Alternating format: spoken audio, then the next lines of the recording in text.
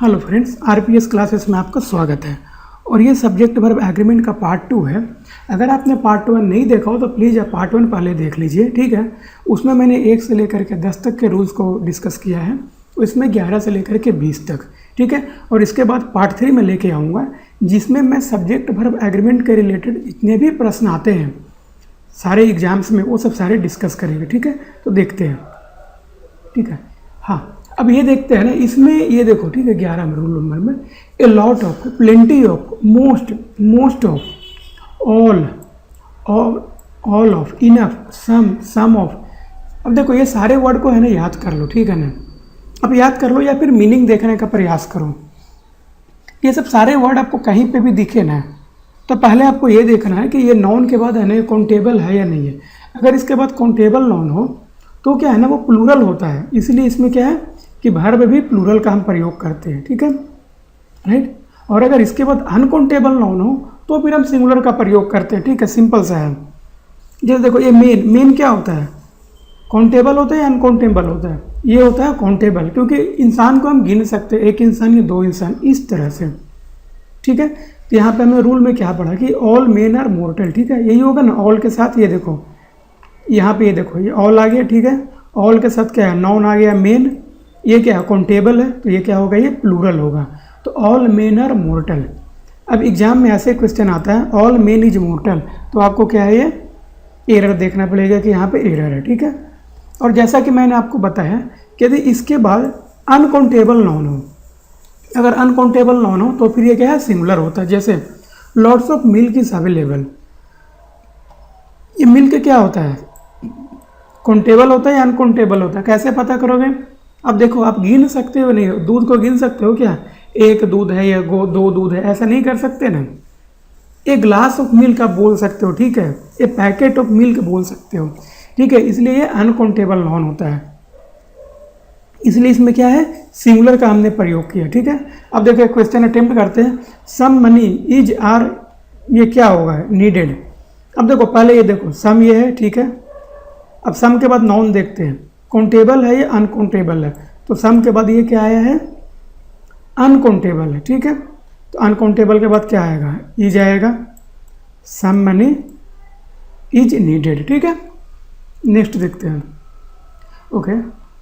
अगला ये है कि जब भी क्या है ना, मतलब बहुत सारे वाले हैं, जैसे ए नंबर ऑफ, मतलब बहुत सारे, ए लार्ज नंबर ऑफ, मतलब और ज़्यादा, लार्ज नंबर ऑफ, ये तीनों का मतलब वही होता है कि बहुत सारे, बहुत ज़्यादा, ठीक है। तो ये क्या है ना, ये जब भी ऐसे दिखे आपको तो इसमें दोनों चीज़ें प्लूरल होती है, नाउन एंड वर्ब। अब देखो इसमें दो तरह से क्वेश्चंस आते हैं। एक तो आपको ऐसे देगा ए नंबर ऑफ, यहाँ पे है ना बॉयज की जगह पे बॉय दे देंगे आपको, ठीक है। एक ऐसे पूछ सकते हैं क्वेश्चन, बॉय की जगह पे क्या दे देंगे, बॉय, ठीक है। और रूल के हिसाब से यहाँ पे क्या होना चाहिए, प्लूरल होना चाहिए, आपको सिंगुलर दे सकते हैं। दूसरा आपको ये हो सकता है कि हैव की जगह पे हैज दे देंगे, जैसे ये नीचे मैंने दिया है एग्जाम्पल में, ठीक है। तो इस तरह से क्वेश्चंस आए ना तो आप याद रखना। अब देखो ए नंबर ऑफ बॉयज है पास्ट, ठीक है, ये सही होगा। बट अगर इसको लिखेंगे a number of boys has passed, तो ये कहना क्या होगा, गलत होगा, ठीक है। अब देखो इसमें थोड़ा एक और ट्विस्ट आएगा। ए नंबर है ना वो प्लूरल होता है, लेकिन द नंबर क्यों ये होता है सिंगुलर, क्योंकि ये डिफिनिट होता है, ठीक है, ये फिक्स होता है नंबर। तो ऐसा मानते हैं कि द नंबर क्या है ना, वो डिफिनिट चीज़ों को इंडिकेट करता है। जैसे the number of the boys is increasing, ये सही होगा, ठीक है। बट अगर ए नंबर ऑफ बॉयज है तो फिर क्या होगा, आर इंक्रीजिंग करना पड़ेगा। जैसे the number of the boys are increasing, ये गलत होगा, ठीक है। चलो क्वेश्चन अटेम्प्ट करते हैं। The number of the buses is increasing, यहाँ पे एरर कहाँ पे होगा, चलो रूल पढ़ते हैं, ठीक है। ये द नंबर है ये वाला, ये द नंबर, यहाँ पे कोई एरर नहीं है। ऑफ द बसेस, ठीक है, नाउन ये क्या आया, प्लूरल आया है, यहाँ तक बिल्कुल सही है, ठीक है। अब देखो यहाँ पे क्या देखते हैं, इज इंक्रीजिंग, वर्ब सिंगुलर है या प्लूरल है, ये क्या आया है, ये सिंगुलर वर्ब आया है। और यहाँ पे द नंबर है, तो ये क्या है, बिल्कुल सही है, यहाँ क्या होगा, नो एरर, ई। अब देखो मोर देन वन के बाद सिंगुलर नाउन और सिंगुलर वर्ब का प्रयोग होता है, ठीक है। तो याद रखना कि अगर कहीं पर सेंटेंस में आपको मोर देन वन दिख जाए तो आपको दो चीज़ें देखनी है। एक नाउन दूसरा वर्ब। पहले आप नाउन देखोगे सिंगुलर नाउन का प्रयोग हुआ है या नहीं हुआ है। अगर वो सिंगुलर नाउन का प्रयोग किया गया है तो फिर वर्ब को देखोगे कि सिंगुलर वर्ब का प्रयोग हुआ है या नहीं हुआ है, ठीक है। अब देखो ये देखते हैं sentence, more than one boy, ठीक है, मोर देन वन हो गया, ठीक है। अब नाउन, नाउन ये रहा बॉय, तो ये बिल्कुल सिंगुलर है, वर्ब भी सिंगुलर है, इसलिए सेंटेंस क्या होगा, सही होगा। अब देखो मोर देन वन बॉय, यहाँ तक सही है, बट ये वर्ब क्या हुआ, प्लूरल हुआ है, इसलिए ये क्या होगा, गलत होगा। लेकिन अब देखो इसमें एक चीज़ और याद रखना, ये फॉर्मेट में अगर सेंटेंस आ जाए मोर और उसके बाद क्या होगा, प्लूरल नाउन होगा, फिर उसके बाद देन वन होगा, ठीक है। तो उसके बाद क्या होता है, वर्ब प्लूरल। जैसे देखो मोर टीचर्स, देखो ये मोर आ गया, प्लूरल नाउन आ गया, टीचर्स आ गया, देन वन आ गया, ठीक है, देन वन, तो वर्ब क्या होगा, प्लूरल होगा। आर लेट टुडे, ठीक है, ये रहा, इसलिए इसमें क्या इज लेट टुडे कहना गलत होगा। चलिए एक क्वेश्चन देखते हैं, मोर देन वन टाइगर, ठीक है। अब ये देखते हैं मोर देन वन टाइगर, ठीक है, ये क्या आया,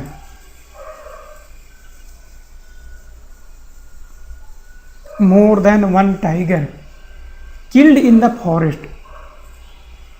तो अब देखो इसमें सिंगुलर आएगा कि प्लूरल आएगा, ये देखो ये सिंगुलर है ना, यहाँ पे सिंगुलर है, more than one tiger was, देखो ये फॉर्मेट पे ही है ना, मोर देन वन बॉय, यहाँ पे होगा वाज, ठीक है।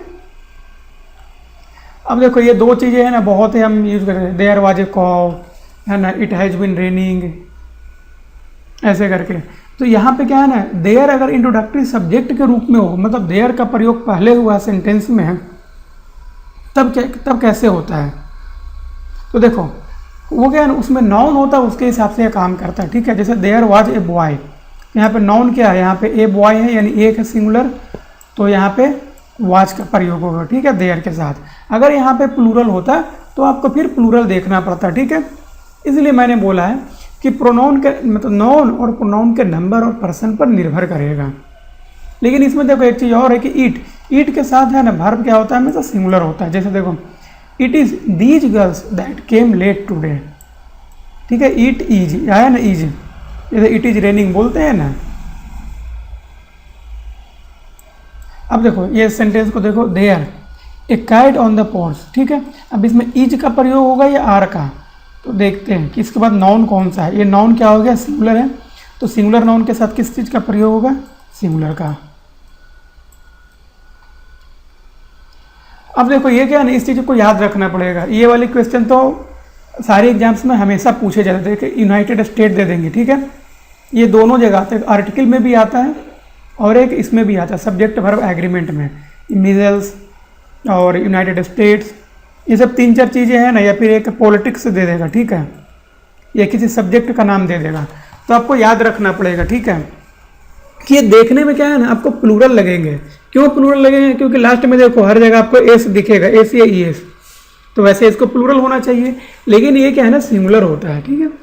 अब देखो जैसे ये देश का नाम देख लो, the United States, the West Indies, या फिर बीमारी के नाम कुछ देख लो, मिजल्स, मम्स, रिकेट्स, सिंगल्स, फिर एक खेल के नाम जैसे बिलियर्ड्स, डार्ट्स, ड्राउट्स, या कुछ बुक्स है जैसे अरेबियन नाइट्स, थ्री मस्केटियर्स, या सब्जेक्ट जो आप पढ़ते हो physics, economics, civics, statistics, politics, linguistics, तो ये सब सारी चीज़ें क्या है ना, हमेशा सिंगुलर होगा, देखने में आपको प्लूरल, और एग्जाम वो क्या है ना, एग्जामिनेशन में आपको कंफ्यूज करने के लिए देते हैं, ठीक है। जैसे politics is not my cup of T, जैसे पॉलिटिक्स मेरे बस की बात नहीं है, यहाँ पे ईज होगा, ठीक है, आर का प्रयोग नहीं होगा, ये क्या है, गलत माना जाता है। ऐसा मत बोलना कि अब सर एक से या ये से लगा है इसलिए प्लूरल होगा, ऐसा नहीं होता है, ठीक है। अब यहाँ पे देखो हूँ, विच, दैट, रिलेटिव प्रोनाउन का हम पढ़ेंगे। इसमें क्या होता है कि कोई भी सेंटेंस हो ना और रिलेटिव प्रोनाउन हूँ, विच, दैट अगर का प्रयोग हुआ हो, तो ये हूँ, विच, दैट है ना, उसके पहले वाले जो नाउन प्रोनाउन होंगे ना, वो देखना कि वो क्या है, उसके हिसाब से हम वर्ब का प्रयोग करेंगे। जैसे देखो आई हूँ, आई एम ए टीचर, तो यहाँ पे देखो WH वर्ड कहाँ पे हूँ है, यहाँ पे, ठीक है। हूँ के पहले क्या आया है, देखो एंटीसीडेंट, यानी उसके पहले वाला, ये आई आया है, आई के साथ क्या प्रयोग होता है, आई के साथ एम का प्रयोग होता है, तो इसलिए यहाँ पे क्या लिखा, हूँ I am a teacher teach here. यहाँ पे ऐसा नहीं बोल सकते आई हूँ are a teacher teach there, ये गलत होगा। फिर यहाँ देखो, I am not one of those who will trust every one whom they meet. ठीक है, इसमें भी वही चीज हुआ है। ठीक है, देखो यहाँ पे WH वर्ड कौन सा ये आया है, देखो दोज हूँ विल, तो खैर सेल विल का प्रयोग तो वैसे भी उसको सिंगुलर प्लूरल से फर्क नहीं पड़ता। अब यहाँ पे देख लो हुम दे मीट। फिर देखो एक ये देखो क्वेश्चंस को मैंने लिया, वन ऑफ द इश्यूज। अब देखो यहाँ पे है ना विच कहाँ पे गए, ये रहा विच। अब इसके पहले वाले नॉन को देखते हैं, इसके पहले वाले सब्जेक्ट कौन सा, ये रहा इश्यूज। ठीक है, ये क्या हो गया, प्लूरल हो गया, राइट। तो यहाँ पे क्या प्रयोग होगा, वाच का प्रयोग होगा, ये क्या होगा, गलत होगा। यहाँ पे क्या प्रयोग होना चाहिए था, विच वर डिस्कस्ड। और अगर ये क्या है ना, ये सेंटेंस नहीं होता रिलेटिव प्रोनाउन का, जैसे one of the issues was discuss, अगर विच नहीं होता ना तो क्या लिख सकते थे, one of the issues was discussed. अगर विच का प्रयोग हुआ है तो फिर ये इश्यूज के हिसाब से वर्ब का प्रयोग करेंगे। अब देखो इसमें फिर से एक वर्ड लिस्ट आ गई, आपको याद रखना पड़ेगा। ये क्या होता है ना, हमेशा प्लूरल फॉर्म में होता है, देखने में भी प्लूरल होता है और होता भी प्लूरल है। अभी इसके पहले वाला कैसा देखा था आपने कि देखने में भले वो प्लूरल होता था बट यूज सिंगुलर में होता था, यहाँ पे प्लूरल ही होता है। और क्यों प्लूरल होता है वो भी आप देख लो।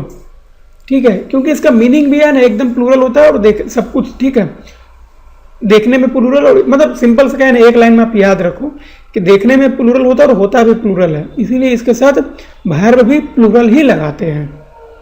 एक बार मैं पढ़ के बता देता हूँ आपको, क्या है ना इसको नोट डाउन करना पड़ेगा क्योंकि बहुत ही इंपॉर्टेंट क्वेश्चन है। ठीक है, इससे क्वेश्चन हमेशा बनते ही है, जैसे trousers, pants, pyjama, shorts, spectacles, goggles, binoculars, sunglasses, pliers, scissors, tongs, arrears, auspices, congratulations, fireworks, lodgings, outskirts, particulars, proceeds, regards, riches, remains, savings, symbols, surroundings, tidings, troops, tactics, etc. ठीक है, अब ये सब सारी चीजें क्या है आपको जहां भी दिखे ना ये वर्ड तुरंत बिना सोचे हुए आपको प्लूरल पे टिक करना है।